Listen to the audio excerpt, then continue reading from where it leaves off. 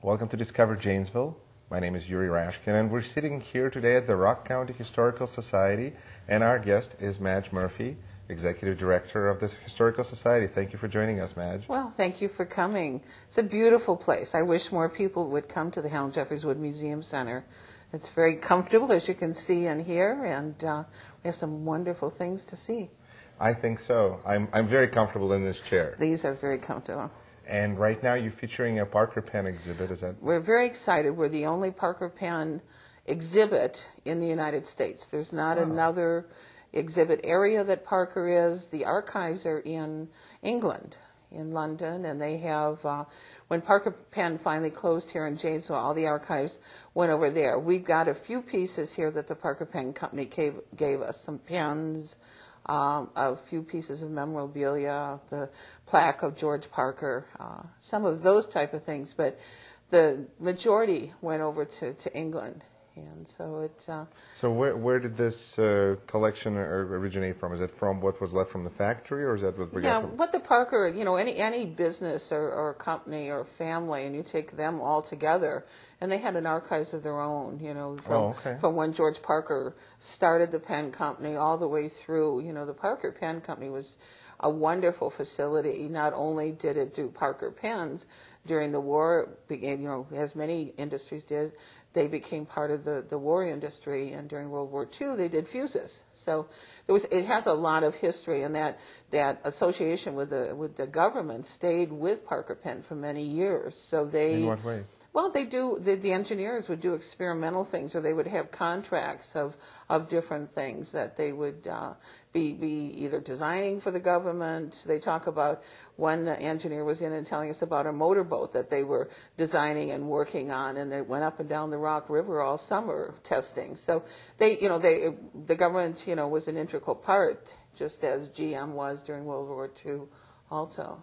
That's interesting. Mm-hmm. So we have like Parker Pen on the front, and in the back it's the defense industry making something. Yeah, they were doing some interesting things. So, go ahead. I would not have imagined that. It seems... Well, but again, that was part of World War II, and a lot of those contracts continued afterwards. That kind of seems to make sense because everybody knows that during the war the production switched, as did with pretty much everything manufacturing. Did in some form. But that it continued after the war. That's kind of unexpected. And it's been fun. We've had some very good publicity at the beginning of the year about the Parker Pen Room, and from that publicity, we've got lots of visitors, and we've gotten some past employees that have donated some things.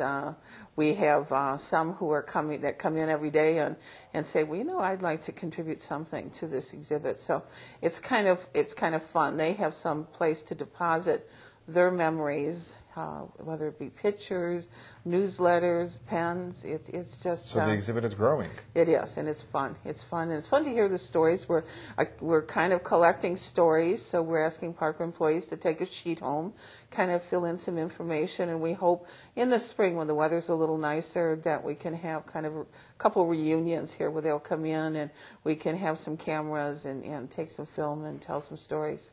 That's a great idea. Mm-hmm. So is the exhibit open for a certain amount of time, or is it kind of an ongoing? It's a long-term exhibit, so it'll be up for quite some time.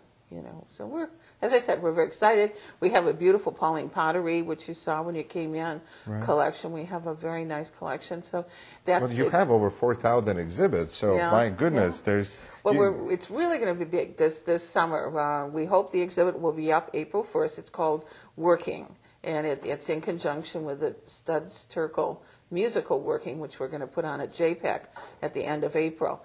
And I said, so we're doing an exhibit. Some of it came when GM called and said, that last Tahoe is going off the line, but we have this wonderful banner that's going down the line with it that the employees are signing at the end, and some are expressing some ideas or some thoughts on it. And so they donated to us that banner and the American flag that went down with that last Tahoe down the line. So that's kind of where Laurel and I thought, this is a perfect time to have that kind of exhibit and celebrate, people that have worked, celebrate the businesses of Rock County.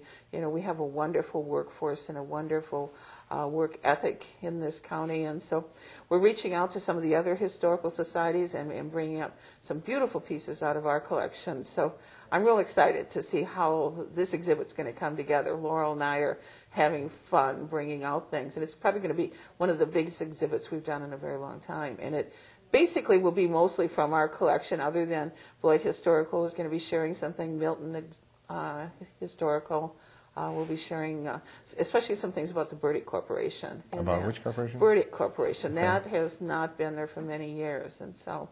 But there's a lot of people in Milton. So you kind of you're reconstructing the history. Yeah, so you'll be able to see manufacturing in Rock County and bringing it back and showing that what took place here. And we're going to have some scenarios. We're going to have an old general store that you can kind of see some of the products that were, made in the area and sold. We're going to have an office area set up with the secretary and all the pieces of equipment, typewriters and adding machines and things that the most young people look at and won't have the slightest idea what they were.